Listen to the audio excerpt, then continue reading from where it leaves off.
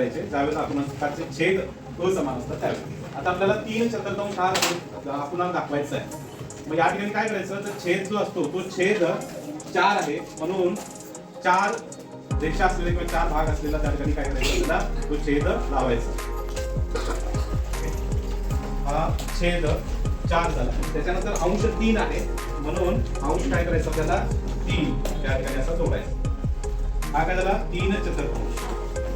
Okay 3 चतुर्थांश. त्याच्यानंतर आपल्याला काय करायचं आहे दुसरा पूर्णांक जो आहे तो दुसरा पूर्णांक 2 तृतीयांश आहे. आता 2 तृतीयांश कसा जोडायचा ज्यावेळेला आपण बेरीज करतो त्यावेळेला या छेदाला लागून दुसरा छेद त्या ठिकाणी लावायचा. हा झाला दुसरा छेद. आता याचा अंश कसा आहे 2 आहे तो 2 काय करायचं त्याच्या खाली लावायचा. 2 काय करायचं छेद अंश जो आहे तो खाली अशा पद्धतीने लावायचा. ओके आता आपल्याला या दोघांची बेरीज करायची आहे. हा एक अपूर्णांक हा आपला 3 चतुर्थांशचा अपूर्णांक आणि हा जो आहे तो काय असणार 2 तृतीयांशचा अपूर्णांक. ओके आता बेरीज करायची असेल तर हे छेद आपल्याला समान आहे. छेद समान आहे. छेद समान नसतील तर काय करायचं तर आपण काय करायचं पुन्हा सेम अपूर्णांक पुन्हा या ठिकाणी जोडायचे. असे पुढे पुढे जोडत जायचं. जोपर्यंत छेद समान होत नाही तोपर्यंत जोडत जायचं. ओके तर आपण काय करूया हा 2 3 चतुर्थांश जो अपूर्णांक आहे तो परत जोडत जाऊ. ओके हा चतुर्थांश हा झाला 3. ओके आता 2 तृतीयांश सुद्धा जोडूया. 2 तृतीयांश हा त्याचा छेद आपण जोडलो. छेदाला छेद जोडला त्याच्यानंतर आपल्याला त्याचा अंश त्याच्या खाली जोडायचा. आणि केव्हा करायचं फक्त बेरीज करत असताना छेदाला छेद असं जोडत जायचं. परत या ठिकाणी छेद समान झालेले नाही इथं कमी पडलेलं आहे किंवा छेद या ठिकाणी तृतीयांश जोडायचा. ओके परत या ठिकाणी असमान आले परत एकदा काय करायचं छेद त्याचा जोडायचा. ओके अशा पद्धतीने. आणखी आता या दुसऱ्या 2 तृतीयांशचा परत या ठिकाणी छेद समान झालेला नाही इथं हा छेद या ठिकाणी समान. ओके आता या वेळेला काय झालं सांगा हे छेद जे आहे ते छेद त्या ठिकाणी समान झालेले आहेत. आता त्याचे अंश जोडत जायचे. बरं इथं एक पट्टी जोडलेली आहे 2 आणि 3 पट्ट्या जोडलेल्या आहेत. त्याच्यामधला याचा अंश लिहिलेला आहे याचा अंश जोडायचा परत याचा अंश त्या ठिकाणी जोडायचा. ओके तशाच पद्धतीने काय करायचं आपल्याला वरचा जो आहे अपूर्णांक त्याचा सुद्धा आपल्याला जोडायचा आहे. असा जोडायचा. बघायचं इथं हा 3 चतुर्थांश जोडला आपण. इथं हा 3 चतुर्थांश या ठिकाणी जोडला. इथं 2 तृतीयांश हा 2 तृतीयांश जोडला. हा 2 तृतीयांश हा 2 तृतीयांश जोडला. ओके जोडल्यानंतर आता यांची सगळ्यांची बेरीज करायची. तर याचे छेद समान झाले. छेद आता किती झालेला आहे तो छेद तो आपण या ठिकाणी लिहायचा. बघा 1 2 3 4 5 6 7 8 9 10 11 12 छेद झाला तो 12. त्याच्यानंतर त्याचे अंश जे आहेत म्हणजे वरचे आणि खाली जे लिहिलेले अंश आहेत ते अंश लिहित जायचे. 1 2 3 4 5 6 7 8 9 10 11 12 13 14 15 16 17 म्हणजे अंश याचे किती 17. ओके अशा पद्धतीने आपण काय करायचं छेद जर असमान असतील तर त्यावेळेला त्या ठिकाणी छेद जोपर्यंत समान होत नाही तोपर्यंत छेदांची पट्टी त्या ठिकाणी पुढे जोडत जायची. बोलला ओके आणि लास्टला काय करायचं अंश त्या ठिकाणी मोजायचे आणि अंश तेवढे लिहायचे. दुसरा जो आहे दुसरा हा सुद्धा आपल्याला काय करायचं सांगा त्या ठिकाणी चेक करून बघायचं की आपल्या जी केलेली बरोबर बेरीज आहे की ते बघत आहे. आता 1 पंचमांश म्हणजे छेद त्याचा किती पाहिजे 5. 1 2 3 4 5 5 असलेला त्या ठिकाणी पट्टी घ्यायची.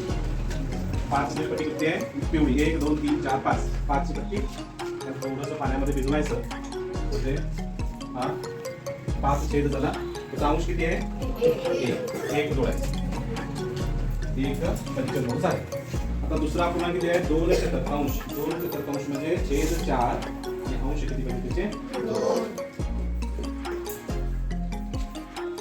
हा काय त्याचा छेद जोडला आपण त्याच्यानंतर त्याचा अंश जोडायचा. ओके हा झाला 1 पंचमांश हा झाला 2 चतुर्थांश. छेद समान झालेत काय नाही. आपण याचे छेद काय करत जायचे समान करत त्या ठिकाणी जायचे. ओके बघा पट्टी जोडली आपण. एक पट्टी जोडली परत चतुर्थांशची पट्टी जोडा समान होतात तेव्हा झाले काय परत आणखी एक पट्टी जोडायची.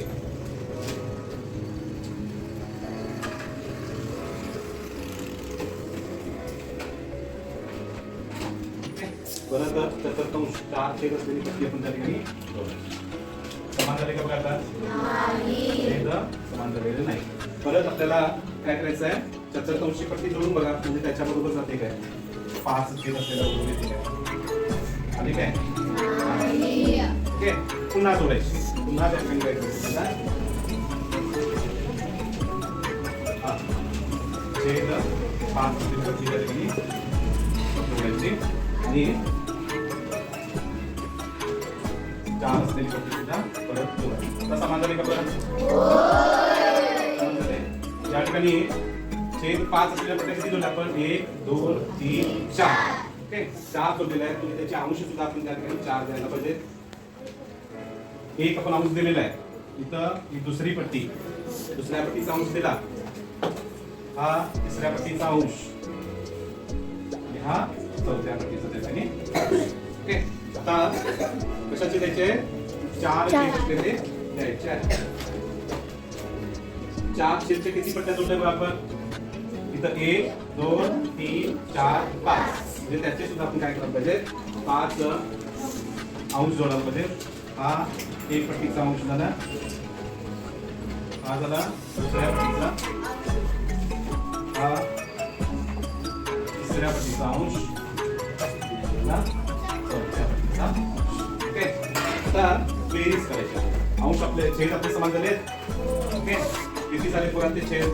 1 2 3 4 5 6 7 8 9 10 11 12 13 14 15 16 17 18 19 म्हणजे 20 त्याचा काय झाला? छेद ओके. आता त्याचे काय करायचे? अंश मोजत जायचे. मोजा 1 2 3 4 5 6 7 8 9 10 11 12 13 14. म्हणजे या ठिकाणी याची जी बेरीज आहे 1 पंचमांश अधिक 2 चतुर्थांश, याची जी बेरीज येते ती बेरीज किती येते? 14 20 ओके. हे झालं आपण अपूर्णांकाच्या पट्टीचा वापर करून छेद समान नसताना बेरीज कशा पद्धतीने करावी त्या संबंधीचा ही माहिती ओके.